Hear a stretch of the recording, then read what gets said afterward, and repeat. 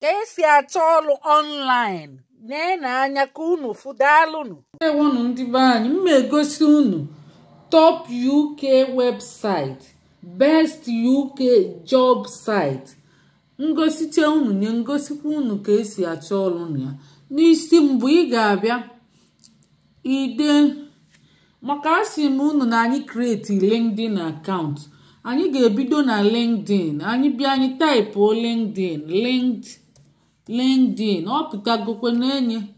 na LinkedIn ebe a ifuru ya na linkedin.com ọ dị n'ebe a idenye linkedin.com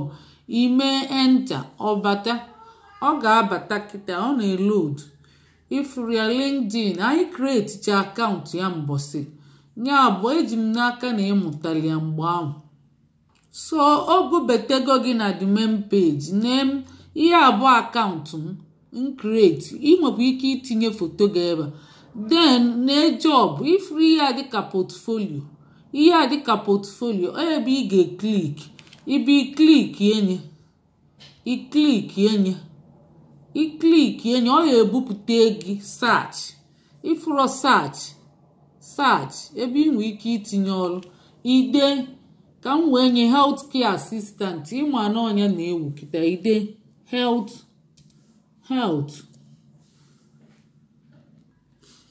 ifuru edego m healthcare assistant na-enye ebe a na search ahụ itinye healthcare assistant ebe a kịta bụkwa m. Ọ bụrụ na ị chọrọ ya na UK ide UK, ọ bụrụ na ị chọrọ ya na UK ifichapụ ihe a tinye kọntrị sọ gị. Enwekwelie na Ireland na-asụkwa English maọbụ ide Northern Ireland maọbụ obodo sọ gị itinye ebe a, mana ana m etinye UK. Ihe a o tinyeli ọtọmatikali ifuru ya UK dị na ya UK. Mana ọ bụrụ na ị chọrọ na mba UK mana unu na-achọ ebe niile unu ga na-etinye like na Northern Ireland maọbụ na Ireland itinye ka ị wee nwee ike na enweta opportunity more. Ndị student visa bịagolo already n'ebe a ebe unu ga-etinye ọrụ bụ too much. A ga-ewu unu nwee greater opportunity maka ndị na-agwa m na facho sponsorship o juru eju ebe a. So ifuru ya ị nwekwa ike ịchọ ịsaachị ya ka ịma nke na-enye nekwe unu fulu kịta ebe a chee ka m scroll down na ihe a pụta na result pụta result nekwe nke agbanyitego kwụla ebe a ifuru ya na nke agbanyitego kwa bụla ọbịa otulugo na mgbe etinyeli 18 hours ago ka etinyeli ọkwa unu na-afụ ya edelu mgbe etinyeli. So ịchọ ịlaikira nke inenebe ebe a ifuru ya ka o juru eju result iyi search healthcare assistant ifuru ya na-enye ebe a healthcare account assistant mba ị ga na-achọ nke maachị ihe ị na-eme na nke a kịta nke a bụ healthcare assistant Heatherwood Family Park nya obodo ebe ọ da ndị tinyeli bụ ndị NHS. Ndị a bụ kọmpini katala arụ si n'isi kata nya National Health Service ọ bụ fatinyeli. So ka anyị nenegodi nke a night receptionist ọ dị ka ndị a na-achọ night receptionist. So ihe agụkwu ya edelie full time entry nekwu ya na ụmụ ihe ị ga-agụcha see the hiring trend iguonya nekwa apply now ịma mebe apply ozugbo ihe agbadataba go about the job ifuru ebe dị about the job. Yeah, we are currently recruiting in our Twiton Premier Inn. If we are na-agụ ya working 28 hours per week, paying up to £11.22 per hour. Nya ị na-agụ ihe a na-akwụcha nya igulu ya na-agbadata ọ na-akọ maka ihe niile ịmaga anya ga-elu ga na ị na-agụcha ihe niile. Contract type ifuru ya contract type iguonya permanent iwepie we don't do 0 hour nya ị na-agụ ị na-agbadata ị na-agbadata why you will love it here. Ị na-ekwuzi training and support. You see, we have got a warm welcome and simple administration system to you. Ị na-agụzi ya ka ịma ma ọkwa ihe like ị na-agụ ifuru ya ịgụchazi anya advertise 5th April ifuru mgbe family advertise. So ịgụchazi anya ọ bụrụ na ị like ya ịma ma ọ machikwa gị ịma ị ga-edechegonu CV already dee cover letter ịmago ọ bụrụ na ọ machi ị click ebe apply ifuru ebe ede apply imezie enyi click enyi. So ma ndị chọọ visa sponsorship inwe ike add ihe a visa ka o wee pụta ịma ma visa ọ dịkwa applicable maka ọ bụrụ ofe ncha ka visa sponsorship ị ga na add visa ma ọ bụ visa sponsorship ka ị wee ma ọ dịkwa applicable maka ọ bụrụ ọrụ niile ka a na-enye sponsorship o nwee ike mee ya advertise maka ndị home based bịa welu. So nekwe nke a healthcare assistant medical nya ichi click enye igụọnya ifuru ya agwakwa maka ya. O nwere nke ndị NHS maka fa na-adịba attractive na-enye ebe na nke ndị NHS ifuru ya ọkwa unu furu ya healthcare assistant ifuru ya ị ga-eklik nwe gụọnya iklik enye igụọ maka ya ifuru ya na ebe ị agụ maka ya ifuru ya healthcare si igulidie ịgụcha anya ifuru ya igụọnya ọfụma healthcare assistant Heatherwood ihe a bụ ebe ọ dị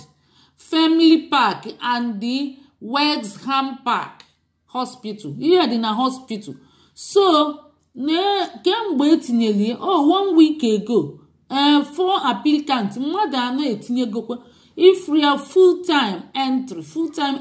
a ga-ekwuchekwuo ma ego na a na-akwụ. So ị ga na-agbadata about the job ihe about the job ị na-agụ ya ịgụchazi anya na about the job. We will be holding healthcare assistant interview via MS Team. We are looking for care assistants to join our bank team. If we na-achọ bank team bụ ndị a na-anọ standby nya bụ fa bịa ọrụ ma ọfa akpọ ma ọ bụ onwe ike akpọ ọfa ma nya ị ga-amacha bank team across family health family health at Family Park Wexham Park and Heatherwood Hospital. If you will be walking across. So chekwalụ onwe ihe mme kịta abịa m tinye adị anya healthcare assistant visa abịa m adị ya visa maka adị ya visa ka ị nwee ike mmalụ ma ọlụ a na-ekwu onwekwe visa sponsorship. So ihe a na-achọ ka ị mmalụ ma enwekwa visa sponsorship.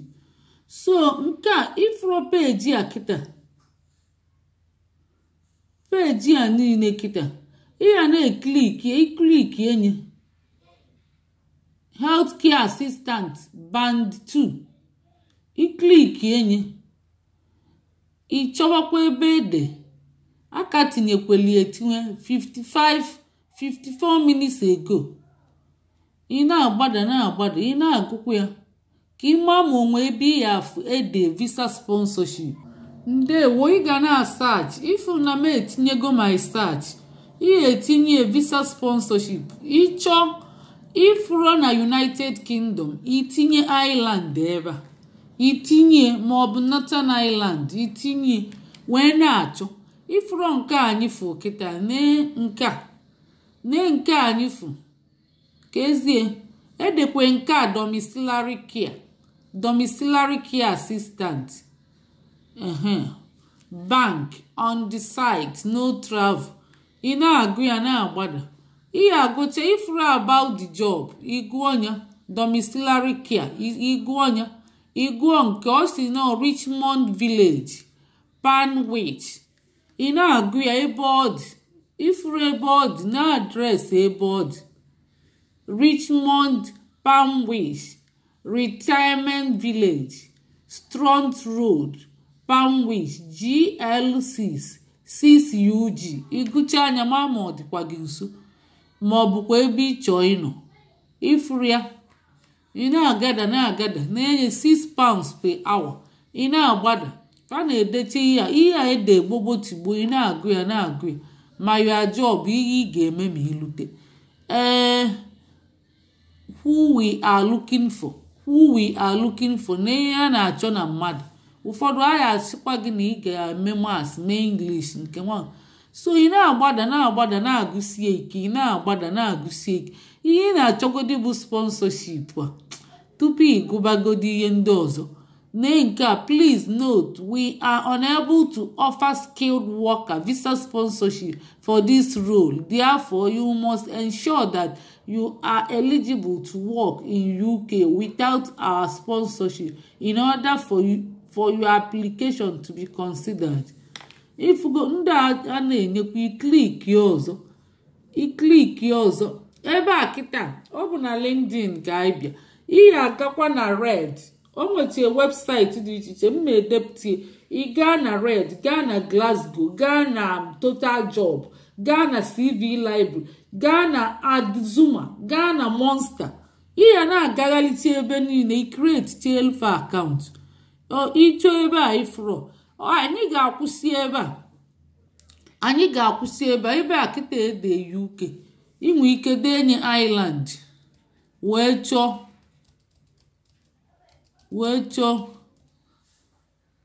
ị na-anya ifu na m efichapụ gị ebe ahụ dị na edebu UK denye Ireland ifuru ya ọkwa ifuru ya na m efichapụ gị edenye Ireland maka ọ bụbu UK ịchọbazia na Ireland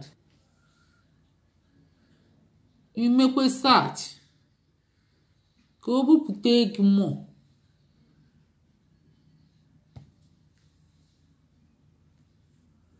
ndị be anyị na-eni asachigoro ịma na ị ga na-asachi nke a kịta home care assistant Surrey England unufulia na-enye nke o si no full time entry nke apply now osizi about the job chee ka ngosi unu about the job home care assistant care worker overseas applicants are open for select country factor also no open for South Africa, Cayman Island and the UAE. Nekwa na anya ọkwa ndị na-ebe ahụ ka factors ndị si South Africa for na salary £11.70 to £12.40 per hour based on experience and the qualification, 40 to 48 hours available per week. Visa n'ebe ndị be anyị na-esi n'ebe fadelie ọfụma ebe a fadelie visa n'ebe fadezili ọfụma about the job home care assistant care worker overseas applications are open for South Africa,